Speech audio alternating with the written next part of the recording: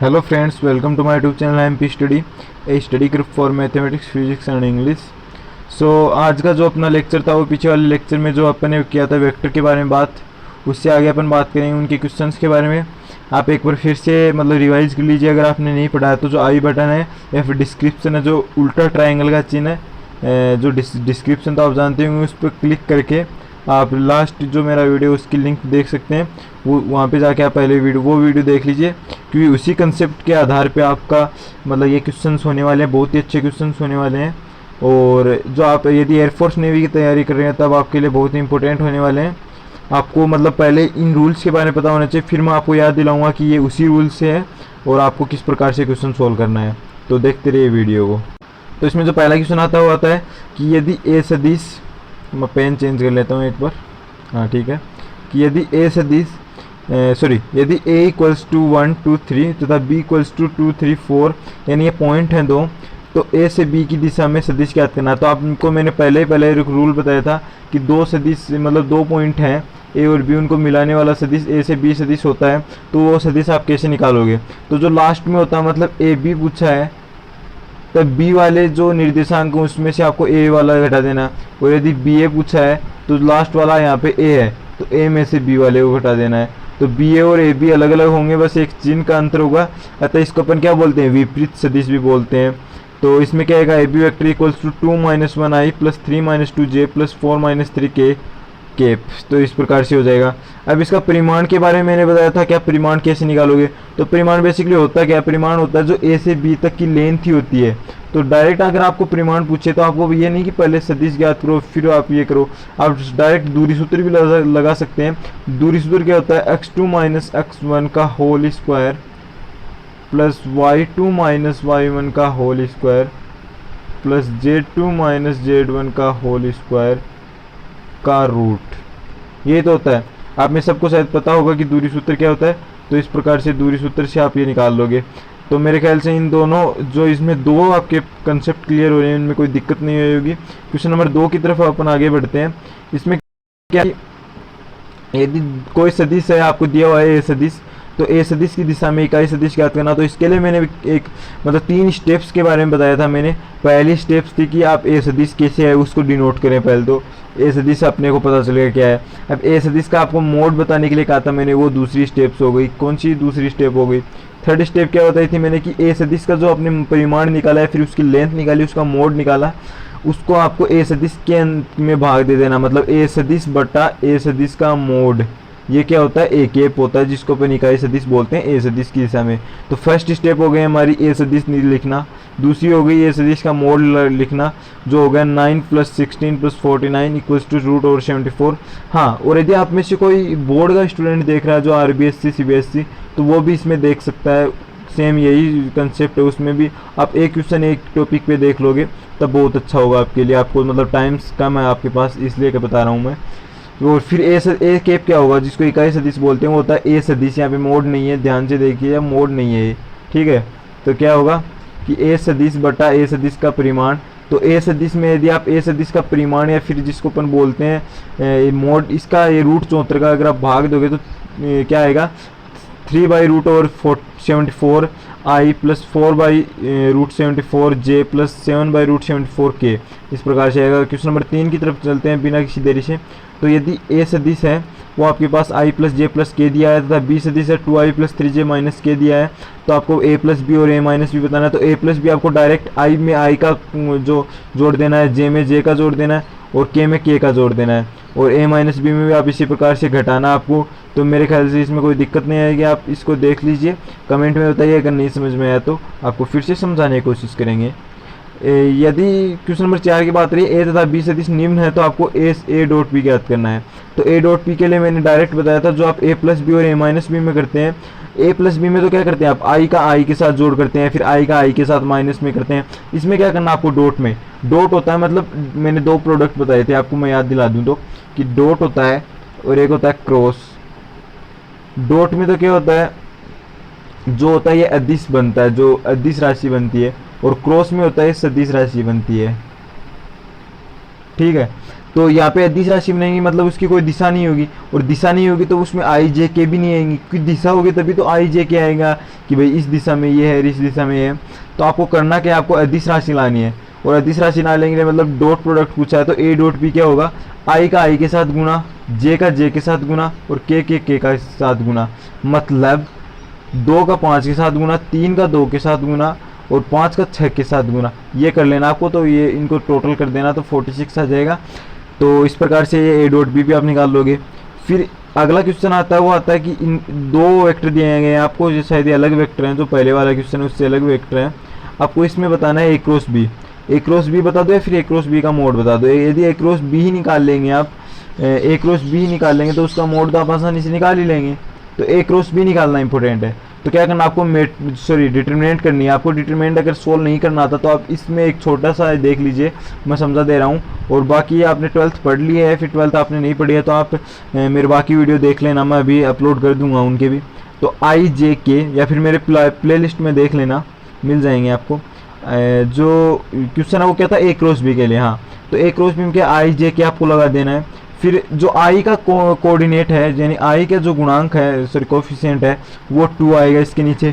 फिर नीचे वाले में आएगा गुणांक, मतलब इसमें क्या करना आपको, आई के नीचे लिखने हैं। तो दो वेक्टर आपके पास, तो आई के कितने कोऑर्डिनेट हो गए, जो कोफिशिएंट हो गए, 2 और 1। तो पहले मैं ए सदिश के बारे में बताऊँ, फिर बी सदिश के बारे में। तो आपको पहले तो क्या करना है, इसकी ट्रिक बताऊँ, आई जे के लिख देना है।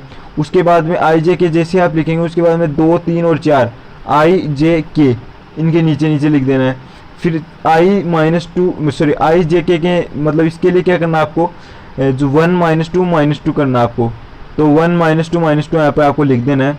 फिर जो आप मैट्रिक्स डिटरमिनेंट को सोल्व कैसे करोगे, आई को ले लेना आपको, फिर इन दोनों को क्रॉस करना, मतलब आप एक काम कीजिए, आप जो डिटरमिनेंट है उसके टॉपिक में चली जाइए आप, उसमें आपको मिल जाएगा। शायद ये आपको सोल्व तो करनी आती ही होगी, यदि नहीं करनी आती तो आप मेरे वीडियोज़ को देख लीजिएगा। तो आपको इसको सोल्व कर देना है। अभी इतना टाइम नहीं है कि मैं सोल्व कर लूँ, क्योंकि अभी आपकी मतलब टाइम की कमी के कारण मैं इसको सोल्व नहीं कर पाऊँगा।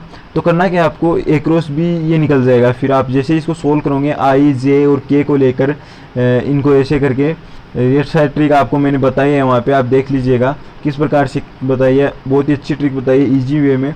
फिर ए क्रॉस बी होता है, उसका मोड आपको बता दिया मैंने। इसका मोड जैसे कैसे निकाल सकते हो आप, कि जो आई और जे और के गुणांकों का स्क्वायर का योग होता है। तो आई का गुणांक होता है 2, आई का गुणांक कितना है 2, तो 2 का स्क्वायर 4, प्लस 8 का स्क्वायर, जो जे का गुणांक 8 का स्क्वायर 64, प्लस 7 का माइनस 7 का स्क्वायर 49। इसको योग कर लो, रूट ले लो। तो ये एक तरह से उसका परिमाणित तो हो गया। अब है ए का बी पर प्रक्षेप, जो मैंने बताया था।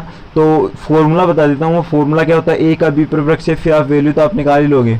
तो आपको पहले क्या करना है, कुछ भी निकाले आपको डॉट निकालना है पहले। तो क्या निकालना है, डॉट निकालना है। 2 सदिश हैं तो आप उनको दोनों का डॉट निकाल लो, क्योंकि डॉट होता है वो तो क्रमविधि में होता है ना।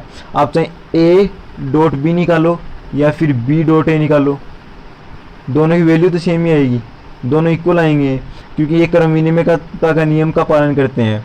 ठीक है, तो अपन को क्या करना है, इसमें जो ए डॉट बी है वो निकाल लेना है सबसे पहले दोनों में। और ए डॉट बी निकालने के बाद में आपको यदि बी पर प्रक्षेप पूछा तो आपको बी का जो मोड है वो नीचे लिख देना है। यदि ए पर प्रक्षेप पूछा है, यानी जो लास्ट में बोलता है कि ए का बी पर, तो जो लास्ट वाला है इसका आपको मोड नीचे लगा देना है। तो बी का ए पर है या फिर ए का बी पर है। तो पहले अपन कर रहे हैं ए का बी पर, तो बी पर यानी ए डॉट बी तो आपको निकाल लेना है दोनों ही में।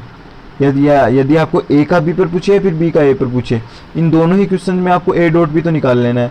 उसके बाद में जिस पर पूछा जाता है उसका जो मोड होता है, जो परिमाण होता है, वो आपको क्या कर लेना है, नीचे लगा देना है।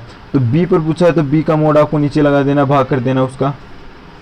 हाँ, तो जो अपना अगला क्वेश्चन था, क्वेश्चन नंबर 7, वो था वो है कि ए और बी है, उसमें अपने को एंगल निकालना। तो मैंने एक ट्रिक बताई थी आपको कि यदि आपको ए वेक्टर दिया हो और बी वेक्टर दिया हो तो आप उनके बीच में थीटा यानी एंगल कैसे निकालेंगे। तो आपको सबसे पहले करना क्या है, मैंने बताया था कोई ए डॉट बी निकालना है सबसे पहले। उसके बाद में ए का परिमाण और बी का परिमाण निकाल लेना है। और ए और बी का परिमाण निकालने के बाद में आप ए डॉट बी वाला वो फॉर्मूला लगा देना, जो ए डॉट बी बराबर ए का परिमाण इंटू बी का परिमाण इंटू कोस थीटा वाला था, वो लगा देना है। तो चलिए अपन वैसा ही करते हैं। ए डॉट बी क्या होगा, आई का आई के साथ, जे का जे के साथ, के का के के साथ।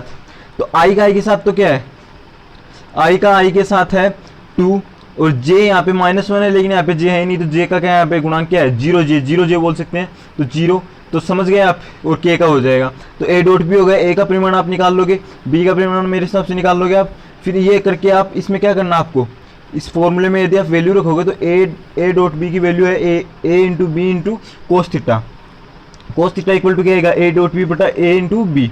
अब वो वैल्यू आप यहाँ पे रखोगे तो कोस थीटा की वैल्यू आएगी -4/√78। तो आप क्या करेंगे, थीटा इक्वल्स टू क्या होगा, कोस इनवर्स -4/√78 ये आ जाएगा। ये क्या है, थीटा की वैल्यू आ गई, और यही अपने क्वेश्चन में पूछा गया था, कोई दिक्कत नहीं है।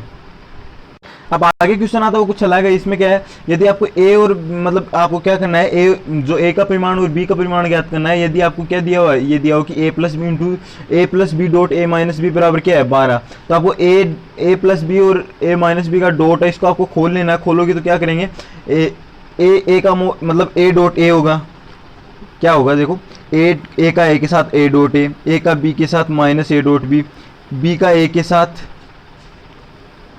माइनस बी डॉट ए, और बी का बी के साथ माइनस बी डॉट बी। तो ए डॉट ए तो क्या होता है A square, B dot B क्या होता है बी स्क्वायर। इन दोनों में क्या है, ये जो मैंने बताया था A dot B equal to B dot A होता है, तो क्रम में होता है तो ये कट जाएंगे। यहाँ पे बी डॉट ए होता है तो ये कट जाएंगे। जैसे ये कैंसिल आउट हुए तो आपके पास क्या है, ए का परिमाण का स्क्वायर माइनस बी के परिमाण का स्क्वायर इक्वल्स टू 12। और अब आपको पता है कि बी का परिमाण वो मतलब ए का परिमाण वो बी के कितना है, डबल है। तो वो इसमें वैल्यू रखोगे तब ए का आ जाएगा 4 और बी का आ जाएगा 2। सीधी सी बात है, इसमें तो कोई दिक्कत ही नहीं होनी चाहिए। आगे कुछ इस प्रकार का क्वेश्चन पूछ लिया जाता है आपके एग्जाम में कि यदि सदिश ए सदिश है वो किसके बराबर है। तो इसमें मैंने सारे ऑप्शन नहीं लिखे, मैंने केवल एक ही ऑप्शन लिखा है जो राइट ऑप्शन है। तो आप इस प्रकार के क्वेश्चन को कैसे करोगे, आप वैसे नहीं कर सकते, आपको ऑप्शन उठाना पड़ेगा। और ऑप्शन ये 2 प्रकार के होता है, क्रॉस में भी हो सकता है, डॉट में भी हो सकता है।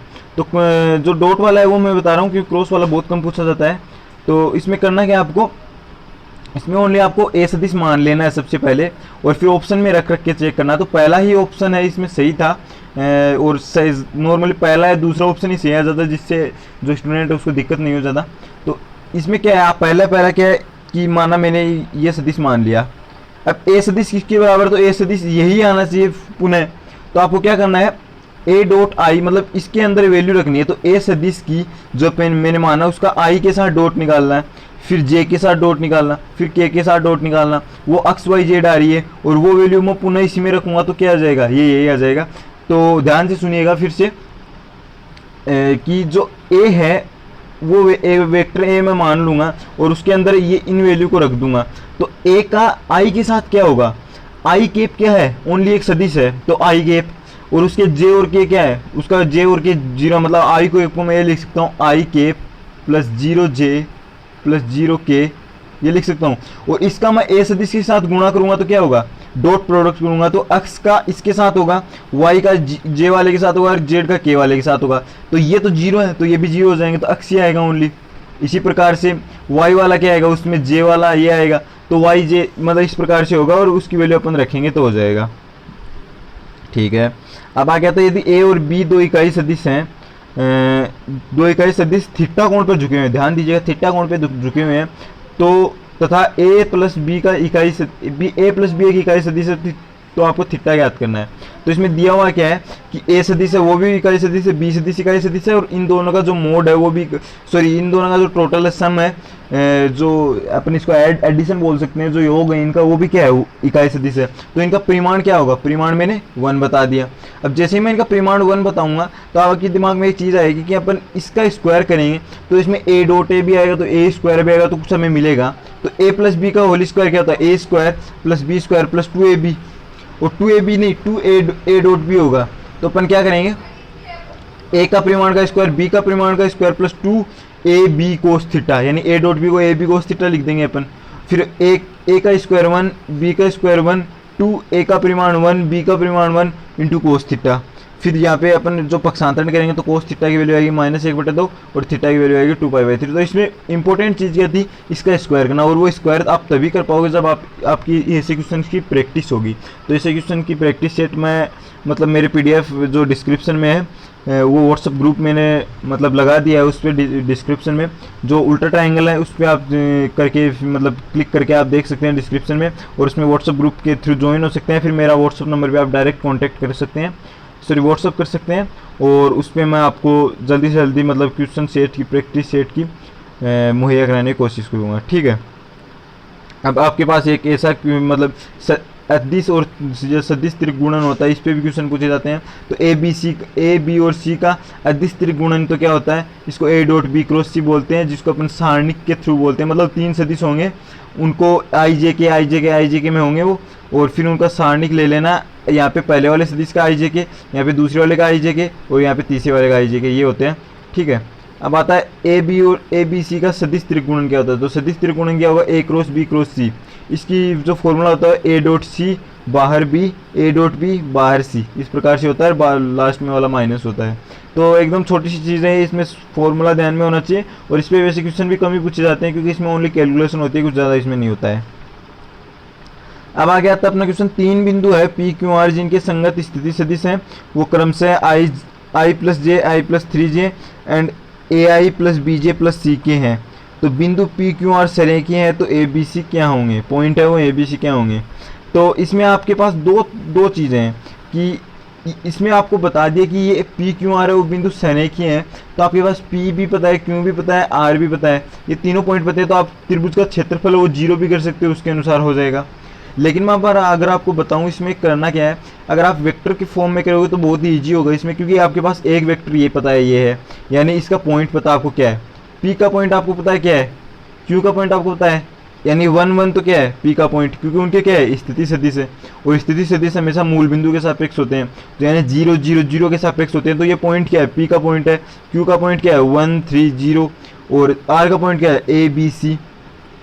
अब करना क्या है यहाँ पे, आप पी क्यू वेक्टर निकाल लीजिए और क्यू आर वेक्टर निकाल लीजिए। यदि ये सरेखीय हैं तो मतलब पी, यही तो बात है यार कि सरेखीय है तो क्या होगा, एक ही लाइन पे होंगे, पी यहाँ पे, क्यू यहाँ पे, आर यहाँ पे, तो पी क्यू आर। तो सरेखीय है तो क्या है कि ये वेक्टर और ये वेक्टर, ये मतलब सरेखीय है तो इसका कोई लेमडा गुणा ही तो होगा वो। ठीक है, मतलब उसके परिमाण में तो चेंज होगा, सॉरी परिमाण में तो चेंज होगा, दिशा तो वही रहेगी। तो पी क्यू आपको निकाल लेना, क्यू आर निकाल लेना, इसकी हिंट दे रहा हूँ मैं आपको, करना है क्वेश्चन। यदि नहीं है तो मेरे को कमेंट कर देना, मैं आपको व्हाट्सएप पे बता दूंगा। ठीक है, तो पी क्यू और क्यू आर, इसका एम गुणा मैं मान ले रहा हूँ कि एम गुणा परिमाण है, फिर जो एम की वैल्यू आएगी वही आ जाएगी, इसमें ए बी सी की वैल्यू भी आ जाएगी। ठीक है, तो एम गुणा कर लेना, आपको जो एक इक्वेशन बनेगी उसके थ्रू कर लेना, या फिर नहीं है तो बता देना, कोई दिक्कत नहीं। तो इस प्रकार से अपना जो वेक्टर टॉपिक है वो कंप्लीट हो चुका है। इसके अपन ने क्वेश्चन भी कर लिए। अपन नेक्स्ट जो वीडियो होगा उसमें अपन लाएंगे जो मतलब जो कैलकुलस है उसका टॉपिक लेंगे अपन, जिसको अपन बोलते हैं शायद हिंदी में, जिसको अपन हिंदी में शायद कलन बोलते हैं। अब कलन ठीक से तो पता नहीं है, लेकिन कलन बोलते हैं। इसमें क्या होता है, आपके लिमिट्स आती हैं। पहले तो फलन फंक्शन आता है जिसको फलन बोलते हैं, उसके बाद लिमिट सीमा, उसके बाद कंटिन्यूटी, डिफरेंशियबिलिटी, जो आपके मतलब डिफेंस लेवल में बहुत कम चीज़ें पूछी जाती है तो बहुत ही ईजी पूछी जाती है। फिर सॉरी डिफरेंशिएशन आता है, फिर इंटीग्रेशन आता है, फिर उसमें बीच में वो भी आ जाता है एप्लीकेशन ऑफ डेरिवेटिव, यानी जो अवकलजों के अनुप्रयोग, और फिर आता है जिससे क्षेत्रमिति बोलते हैं, जिसको एप्लीकेशन ऑफ इंटीग्रेशन, उस पर बेस्ड क्वेश्चन आएंगे तो वो हम आपको करा देंगे और पूरा टॉपिक समझा देंगे। तब तक के लिए इजाज़त दीजिए, थैंक यू।